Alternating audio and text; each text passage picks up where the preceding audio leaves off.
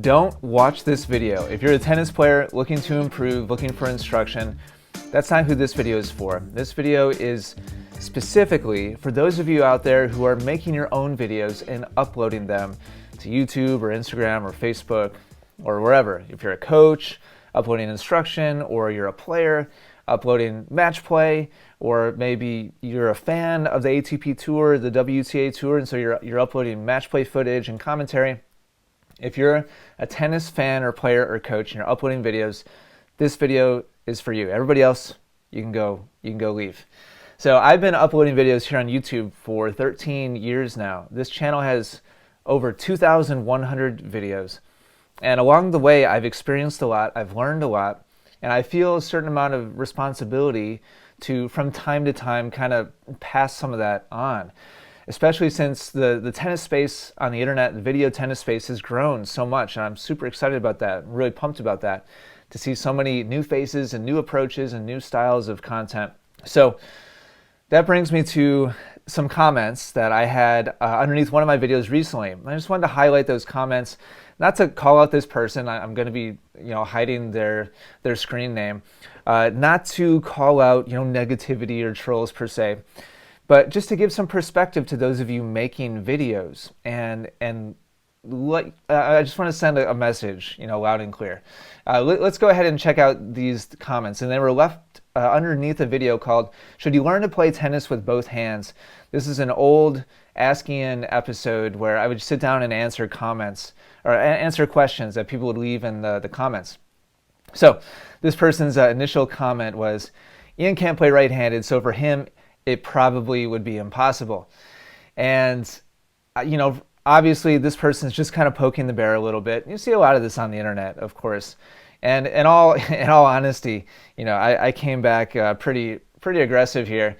But that's because I've over the years, I've kind of made a little bit of a hobby, or it's kind of enjoyable for me to kind of poke back a little bit.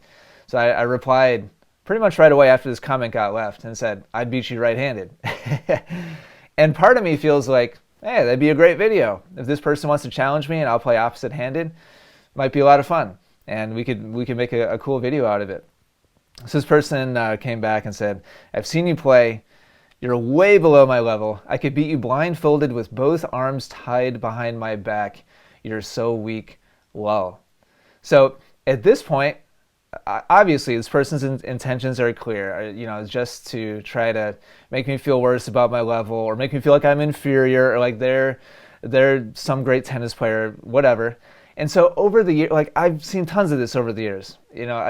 This is not going to ruin my day. But over the years, I've kind of enjoyed trying to make something happen from this.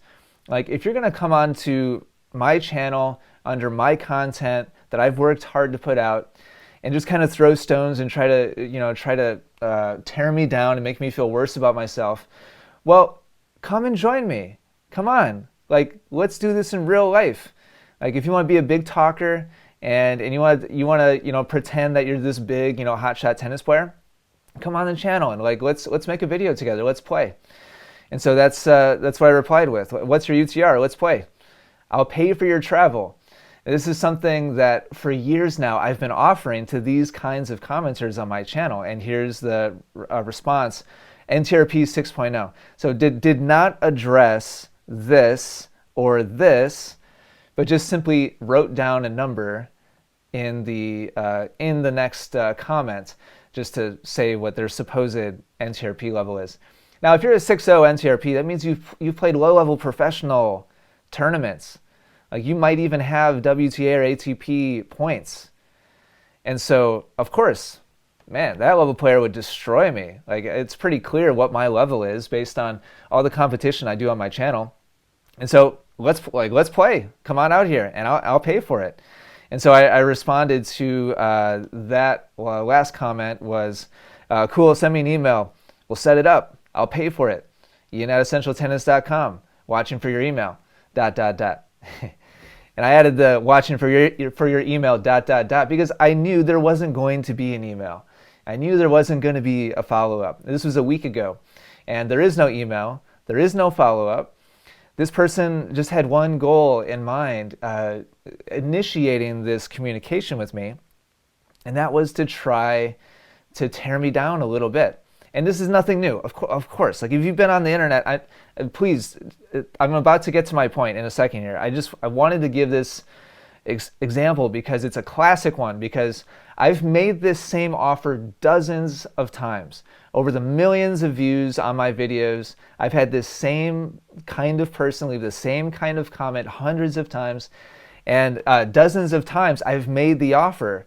All right, come on out, let's play. And over the last couple years, I've started to say, I'll pay for everything. Just tell me, like, when can you come? Let's set it up. Reach out to me. We'll set up the match. And 0 people have taken me up on it. 0 of the big talkers in the comments that think I'm so weak and think that they're so strong have ever. You would think that one person over the years would take me up on it to come and like embarrass me on my home courts, and maybe we'd record it, and put it out there on the internet. So I highlight this particular example because I just thought it was especially good and just recent and timely. It's just something that's been on my mind. If you are working hard to put yourself out there, and in particular, if you are brave enough to share yourself and put out something that's positive, that's encouraging, that's entertaining, that's fun to watch, that's engaging, and if there's a positive, like wholesome, message behind it, it doesn't matter how good your intentions are or how nice of a person you are, or how warm and fuzzy it makes people feel. It's going to trigger certain people out there to respond very negatively and to try to take away your joy that you're trying to create. And I've come to just kind of understand and expect over the years that there's a lot of people out there that are hurting. There's a lot of people out there that are in a dark place in their own life. And when you're in that kind of space, you kind of have 2 options. You can address that darkness head on in yourself and try to work on it, and that's scary. And that's really hard. It's hard work for anybody to do when you're in a kind of a dark, kind of hopeless, kind of space. And I'm not necessarily saying that was the case for this person, but a lot of those people are out there, and when they see somebody like you posting videos that are trying to make a difference and trying to put positivity into the world, they have a knee-jerk response to just try to tear you down and bring you to their level. And the reality is there's not actually anything to back up what they're saying. They're just trying to make you feel worse about yourself. And hopefully, I think at the end of the day, like, have you slow down? Have you do less? Have you be less confident? Have you be less happy about yourself and what you're doing? And so I want to put the message out there that if you're one of those people that's uploading, that's putting content out there, I respect you tremendously. I honor you tremendously. And please know that I see you, and I'm so grateful for the work that you're doing. And I know that you're receiving, or you will at some point, if you haven't yet, these comments are going to come. And I want you to know that it's normal, and it's just kind of part of the process. If you put positivity out there, positivity will come back, and it's going to be mostly positivity. The comments and feedback that I receive is probably 95% positive, but then there's going to be that 5% that bounces back, that's critical, that's negative. And I'm not talking about somebody who's trying to help by pointing out something you can do better. I'm talking about somebody who's just purely trying to make you feel worse about yourself. That's going to be a small percentage. But because we're human, that little voice still affects us, a little bit. Even though we know that it's just coming from a place of pain and it's coming from a place of hurt. You can rationalize it and tell yourself, oh, it just comes with the territory, and I'll just let it roll off your back and all that. If you're human, then there's still a little piece of you that it impacts, and it kind of drags you down a little bit. And when you're trying to put out positivity day after day, week after week, year after year, then that can be kind of tough to see that kind of feedback. So the message I just want to send loud and clear to all the rest of you making tennis videos out there: thank you for being brave. Thank you for, in the face of negativity, for continuing to be positive. And to anybody who wants to play me, come on out and challenge me. I'll take an L.